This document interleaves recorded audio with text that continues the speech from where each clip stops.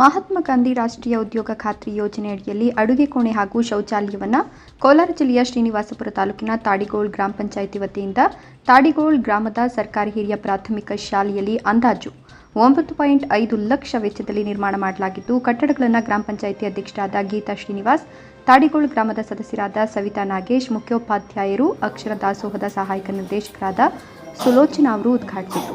ಇದೇ ಸಂದರ್ಭದಲ್ಲಿ ತಾಡಿಗೋಳ್ ಗ್ರಾಮದ ಗ್ರಾಮ ಪಂಚಾಯಿತಿ ಸದಸ್ಯರಾದ ಸವಿತಾ ನಾಗೇಶ್ ಮಾತನಾಡಿ, ಶಾಲೆಯ ಸಿಬ್ಬಂದಿಯ ಹಲವು ವರ್ಷಗಳ ಬೇಡಿಕೆಯಾಗಿದ್ದ ಅಡುಗೆ ಕೋಣೆ ಹಾಗೂ ಶೌಚಾಲಯವನ್ನು ನಿರ್ಮಾಣ ಮಾಡಿಕೊಡಲಾಗಿದೆ. ಮಕ್ಕಳು ಉತ್ತಮ ರೀತಿಯಲ್ಲಿ ಬಳಕೆ ಮಾಡಿಕೊಳ್ಬೇಕು. ಅದೇ ರೀತಿಯಾಗಿ ವಿಶೇಷವಾಗಿ ಮಕ್ಕಳಿಗೆ ಪಾಠ ಪ್ರವಚನದ ಜೊತೆಗೆ ಕ್ರೀಡೆಗಳಿಗೆ ಪ್ರೋತ್ಸಾಹ ನೀಡಬೇಕು. ಅದೇ ರೀತಿಯಾಗಿ ಶಿಕ್ಷಕರ ಮತ್ತು ಮಕ್ಕಳ ಬೇಡಿಕೆಯಾದ ಶಾಲಾ ಕಾಂಪೌಂಡ್ ನಿರ್ಮಾಣಕ್ಕೆ ಬೇಡಿಕೆ ಇಟ್ಟಿದ್ದಾರೆ. ತ್ವರಿತಗತಿಯಲ್ಲಿ ಕಾಂಪೌಂಡ್ ನಿರ್ಮಾಣ ಮಾಡಿಕೊಡುವ ಭರವಸೆಯನ್ನು ಕೂಡ ಕೊಟ್ಟಿದ್ದಾರೆ. ಯೋಜನೆಯಡಿಯಲ್ಲಿ ತಾಡಿಗೋಳ್ ಪ್ರಾಥಮಿಕ ಪಾಠಶಾಲೆಯಲ್ಲಿ ಅಡುಗೆ ಕೋಣೆ ಹಾಗೂ ಶೌಚಾಲಯವನ್ನು ನಿರ್ಮಾಣ ಮಾಡಿದ್ದು ಇಂದು ಅವುಗಳ ಉದ್ಘಾಟನಾ ಕಾರ್ಯಕ್ರಮವನ್ನು ಹಮ್ಮಿಕೊಂಡಿದ್ದೇವೆ. ಈ ಒಂದು ಉದ್ಘಾಟನಾ ಕಾರ್ಯಕ್ರಮಕ್ಕೆ ಆಗಮಿಸಿರುವಂತಹ ಎಲ್ಲರಿಗೂ ನನ್ನ ನಮನಗಳು. 2022 ಜನವರಿ 26ರಂದು ಗಣರಾಜ್ಯೋತ್ಸವ ದಿನದಂದು ನಮ್ಮ ಈ ಶಾಲೆಯ ಮುಖ್ಯೋಪಾಧ್ಯಾಯರು 2 ಬೇಡಿಕೆಗಳನ್ನು ನೀಡಿದ್ದರು. ಆ 2 ಬೇಡಿಕೆ ಏನಪ್ಪಾ ಅಂದ್ರೆ, ಒಂದು ಅಡುಗೆ ಕೋಣೆ ನಿರ್ಮಾಣ ಮಾಡಿಕೊಡಿ ಹಾಗೂ ಎರಡನೇದು ಪ್ರತ್ಯೇಕವಾದಂತಹ ಶೌಚಾಲಯವನ್ನು ನಿರ್ಮಾಣ ಮಾಡಿಕೊಡಿ ಎಂದು ಹೇಳಿದರು. ಈ 2 ಬೇಡಿಕೆಗಳನ್ನು ನಾವು ಈ ಒಂದು ದಿನ ನೆರವೇರಿಸಿಕೊಟ್ಟಿದ್ದೇವೆ. ಹಾಗೆಯೇ ಈ ಒಂದು ದಿನ ಇನ್ನೂ ಒಂದೆರಡು ಮಾತಾಡಬೇಕು ಅಂತ ನಾನು ಮಾತಾಡೋದಕ್ಕೆ ಹೇಳ್ತಾ ಇದ್ದೀನಿ. ಮುಂಬರುವ ದಿನಗಳಲ್ಲಿ ನಾವು ಈ ಶಾಲೆಯ ಆಟದ ಮೈದಾನವನ್ನು ನಿರ್ಮಾಣ ಮಾಡಿಕೊಡುತ್ತೇನೆ ಎಂದು ಈ ಒಂದು ಸನ್ನಿವೇಶದಲ್ಲಿ ನಾನು ಹೇಳೋದಕ್ಕೆ ಇಷ್ಟಪಡುತ್ತಿದ್ದೇನೆ.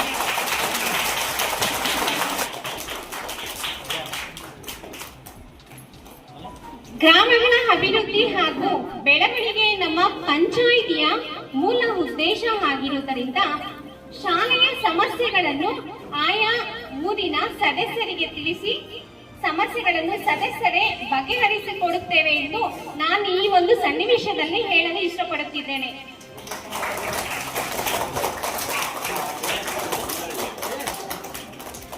ಹುಟ್ಟು ಉಚಿತ ಸಾವು ಖಚಿತ ಎಂಬ ಮಾತಿನಂತೆ ಹುಟ್ಟು ಮತ್ತು ಸಾವಿನ ಮಧ್ಯೆ ನಾವು ಏನಾದರೂ ಒಂದು ಸಾಧನೆ ಮಾಡಬೇಕು ಎಂಬ ಮನೋಭಾವನೆಯನ್ನು ಎಲ್ಲ ಶಿಕ್ಷಕರು ಮಕ್ಕಳಿಗೆ ಆ ಒಂದು ಮನೋಭಾವನೆಯನ್ನು ಬೆಳೆಸಬೇಕೆಂದು ನಾನು ಈ ಒಂದು ಸನ್ನಿವೇಶದಲ್ಲಿ ಹೇಳಲು ಇಷ್ಟಪಡುತ್ತಿದ್ದೇನೆ.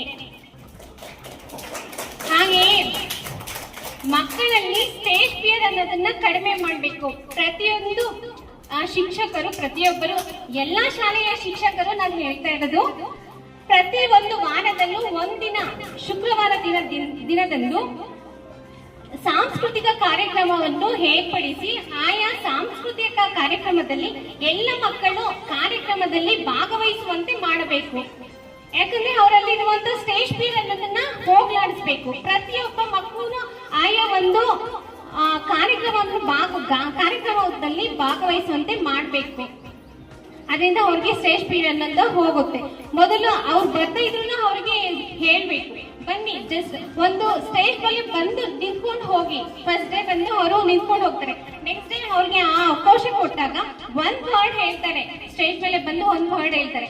ನೆಕ್ಸ್ಟ್ ಟೈಮ್ ಅವರು 1 ಸೆಂಟೆನ್ಸ್ ಹೇಳ್ತಾರೆ, ಆಮೇಲೆ 5 ಸೆಂಟೆನ್ಸ್ ಹೇಳ್ತಾರೆ. ಅದೇ ರೀತಿ ಹೇಳ್ತಾ ಇದ್ರೆ ಅವ್ರಿಗೆ ಸ್ಟೇಜ್ ಫಿಯರ್ ಅನ್ನೋದನ್ನ ಹೋಗ್ಲಾಡಿಸಬಹುದು.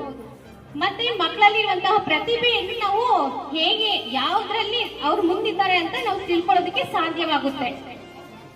ಹಾಗೆಯೇ ಅವರಲ್ಲಿರುವಂತಹ ಅವರಿಗೆ ತಿಳಿಸ್ಕೊಡ್ಬೇಕಾಗುತ್ತೆ.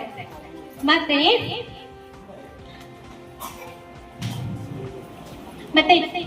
ಆ ಮಕ್ಕಳಲ್ಲಿ ಎಲ್ಲ ಸ್ಪರ್ಧಾತ್ಮಕ ಮನೋಭಾವನೆಗಳನ್ನು ಬೆಳೆಸಿ ಅವರಲ್ಲಿರುವಂತಹ ಎಲ್ಲ ರೀತಿಯ ಕ್ಷೇತ್ರಗಳಲ್ಲಿ ಯಾವ್ಯಾವ ಕ್ಷೇತ್ರದಲ್ಲಿ ಅವ್ರು ಮುಂದಿದ್ದಾರೆ ಅಂತ ಅವ್ರು ತಿಳ್ಕೊಂಡು ಅವ್ರನ್ನ ಹೊರಗೆ ತೆಗೆಯುವಂತ ಕಾರ್ಯವನ್ನು ನಮ್ಮ ಶಿಕ್ಷಕರು ಮಾಡಬೇಕು. ಹಾಗೆಯೇ ನಮ್ಮ ಮಕ್ಕಳು ಚೆನ್ನಾಗಿ ಓದಿ ವಿದ್ಯಾವಂತರಾಗಿ ನಿಮ್ಮ ತಂದೆ ತಾಯಿ, ನಿಮ್ಮ ಶಿಕ್ಷಕರಿಗೆ ಹಾಗೂ ನಿಮ್ಮ ಊರಿಗೆ ಒಳ್ಳೆಯ ಹೆಸರನ್ನು ತರಬೇಕೆಂದು ಹೇಳುತ್ತಾ ನನ್ನ ಈ 2 ಮಾತು. ಶಾಲೆಗಳು ಇತ್ತೀಚೆಗೆ ಬಹಳಷ್ಟು ಕ್ಲೋಸ್ ಆಗ್ತಾ ಇದೆ, ಮುಚ್ಚುತ್ತಾ ಇದೆ. ಕಾರಣಗಳಂದ್ರೆ, ಮೊದಲನೇದಾಗಿ ಮೂಲಭೂತ ಸೌಲಭ್ಯಗಳ ಕೊರತೆ. ಈ ಮೂಲಭೂತ ಸೌಲಭ್ಯಗಳು ಎಲ್ಲಾ ಶಾಲೆಗಳಲ್ಲೂ ಖಂಡಿತವಾಗಿಯೂ ಇರುವುದಾದರೆ ನಮಗೆ ಮಕ್ಕಳ ಹಾಜರಾತಿಯನ್ನು ಸಹ ನಾವು ಹೆಚ್ಚಿಸಬಹುದಾಗಿದೆ.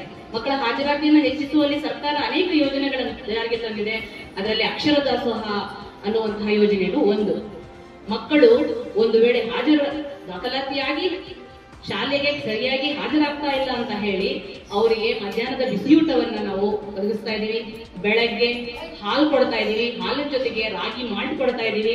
ಅದರ ಜೊತೆಗೆ ಮಧ್ಯಾಹ್ನ ಮೊಟ್ಟೆ ಕೊಡ್ತಾ ಇದೀವಿ, ಬಿಸಿಯೂಟ ಕೊಡ್ತಾ ಇದೀವಿ. ಮೊಟ್ಟೆ ತಿನ್ನದೇ ಇರೋ ಮಕ್ಕಳಿಗೆ ಬಾಳೆಹಣ್ಣು ಕೊಡ್ತಾ ಇದೀವಿ. ಇದೆಲ್ಲ ನಿಮ್ಮ ಮನೆಗಳಲ್ಲೂ ಸಿಗಬಹುದು, ಆದರೆ ಸಮಯಕ್ಕೆ ಸರಿಯಾಗಿ ಸಿಗೋದಿಲ್ಲ. ನಾವು ಪ್ರತಿದಿನ 6 ದಿನಗಳು ಸಹ ಮೊಟ್ಟೆಯನ್ನ ವಿತರಿಸ್ತಾ ಇದೀವಿ. ಎಲ್ಲ ಮಕ್ಕಳು ಸೇವಿಸ್ತಾ ಇದ್ದೀರಾ ಅಂತಾನೆ ಭಾವಿಸಿದೀವಿ. ನಿಮ್ಮ ಆರೋಗ್ಯದಲ್ಲಿ ಬಹಳಷ್ಟು ಇಲ್ಲಿ ತುಂಬಾ ಇಂಪ್ರೂವ್ ಆಗಿದೆ. ನಿಮ್ಮ ಆರೋಗ್ಯವನ್ನ ನೋಡಿದಾಗ ಮಕ್ಕಳ ಬೆಳವಣಿಗೆ ಆಗ್ಬಹುದು, ತೂಕ ಆಗಬಹುದು. ಪ್ರತಿ ತಿಂಗಳು ಅದನ್ನ ತೂಕ ಹಾಕಬೇಕು, ಬೆಳವಣಿಗೆಯನ್ನ ಚೆಕ್ ಮಾಡಬೇಕು ಅಂತ ಹೇಳಿದ್ದಾರೆ ಸರ್ಕಾರ ಕಡೆಯಿಂದ. ಕಾರಣ ಇಷ್ಟೇ, ನಿಮ್ಮಲ್ಲಿ ಎಷ್ಟು ನಿಮ್ಮ ಇಂಪ್ರೂವ್ಮೆಂಟ್ ಕಾಣಿಸ್ತಾ ಇದೆ ನಿಮ್ಮ ಆರೋಗ್ಯದಲ್ಲಿ ಅಂತ ಹೇಳೋದಕ್ಕೆ. ಹಾಗಾಗಿ ಮಕ್ಕಳೇ ನೀವೆಲ್ಲರೂ ಇದನ್ನ ಸದುಪಯೋಗ ಪಡಿಸ್ಕೊಳ್ಳಿ. ಬಹಳ ಖುಷಿ ಆಯ್ತು. ಅಡಿಗೆ ಕೋಣೆ ಬಹಳ ಸುಸಜ್ಜಿತವಾಗಿ ಕಟ್ಟಿದ್ದಾರೆ.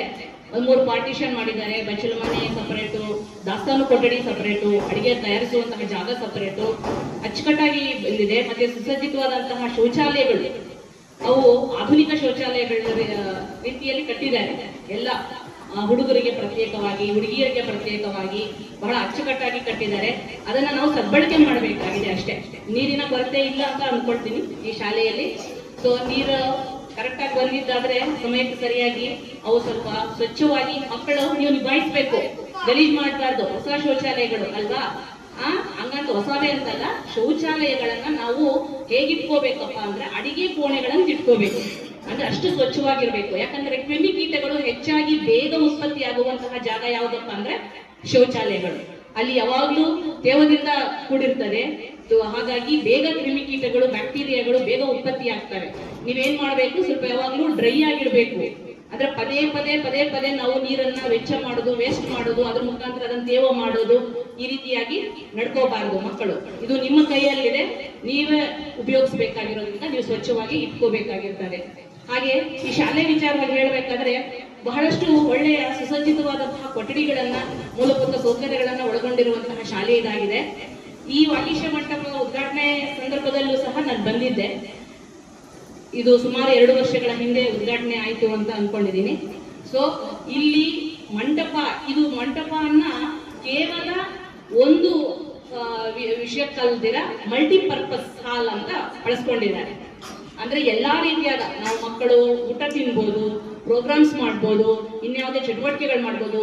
ಅದರ ಜೊತೆಗೆ ತರಗತಿಗಳನ್ನು ಸಹ ಇಲ್ಲಿ ನಾವು ಕಂಡಕ್ಟ್ ಮಾಡ್ಕೋಬಹುದಾಗಿದೆ. ಸೊ ಇಲ್ಲಿ ಎಲ್ಲ ರೀತಿಯಾದಂತಹ ಕೊಠಡಿಗಳು ಚೆನ್ನಾಗಿವೆ. ಒಂದೇ ಒಂದು ಕೊರತೆ ಇತ್ತು, ಅದು ಅನ್ನಪೂರ್ಣ ಅಡುಗೆ ಕೋಣೆ. ನಾನು ಬಂದಾಗೆಲ್ಲ ಹೇಳ್ತಾ ಇದ್ದೆ, ಅಡುಗೆ ಕೋಣೆ ಚೆನ್ನಾಗಿಲ್ಲ ಮೇಡಮ್ ನಿಮ್ದು ಅಂತ. ಇದಕ್ಕೆ ಸಹಕರಿಸಿ ಅವರ ಕರೆಗೆ ಹೋಗ್ಬಿಟ್ಟು ಈ ಗ್ರಾಮ ಪಂಚಾಯತಿಯ PDOಗಳು ಮತ್ತೆ ಇಲ್ಲಿನ ಗ್ರಾಮ ಪಂಚಾಯತಿಯ ಸದಸ್ಯರು ಎಲ್ಲರ ಒಂದು ಸಹಕಾರದಲ್ಲಿ ಒಂದು ಉತ್ತಮವಾದಂತಹ ಕೊಠಡಿಯನ್ನ ನಿರ್ಮಾಣ ಮಾಡಿದ್ದೀರಾ. ನಿಮಗೆ ನಮ್ಮ ಇಲಾಖೆಯ ಪರವಾಗಿ ಅನಂತ ಧನ್ಯವಾದಗಳನ್ನ ಅರ್ಪಿಸ್ತೀನಿ.